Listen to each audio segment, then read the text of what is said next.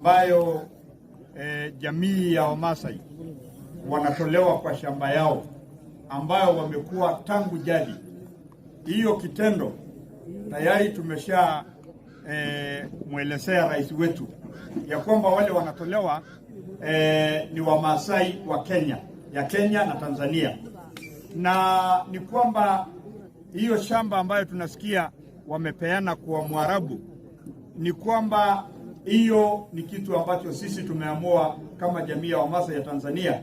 Tumepeana wiki moja, serikali ya Tanzania iwache kupiga watu na risasi na kuwaua kama vile juzi imefanyika.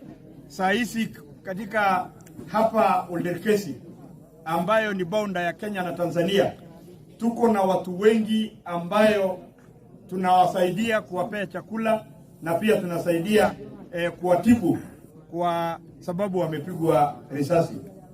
Kitendo kama hii haiwezi tu affect Tanzania, ina affect sisi zote kama Wamasai. Sisi Wamasai ya Kenya na Tanzania hatukuange na boundary. Hiyo boundary ilikuwa imewekwa tu na wakoloni, lakini sisi hatujui hiyo boundary, na tumeona ya kwamba Mama Suluhu bado hajajitokeza kusema ya kwamba ni nini wanafanya. Huyo Mwarabu, sisi kama watu ya Kenya na Tanzania tumepea hawa siku 7 watatue hiyo shida.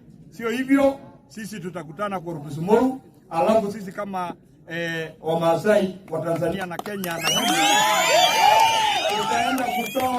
tutaenda kutoa mwelekeo, na hiyo ni community wamesema ya kwamba tutaenda kutoa mwelekeo ya kwamba tutafuata after that, kwa sababu ni kama Wamasai wamechukuliwa kama ni second hand citizen, ambayo sio hawa. Sisi ni original kama binadamu wengine, na hiyo mambo sisi hatuwezi kubali.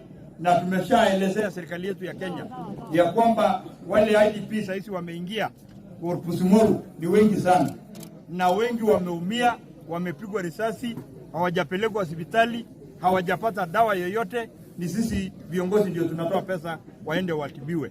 Nafikiri kwa haya machache wacha niongee Kimasai tena kwa sababu hiyo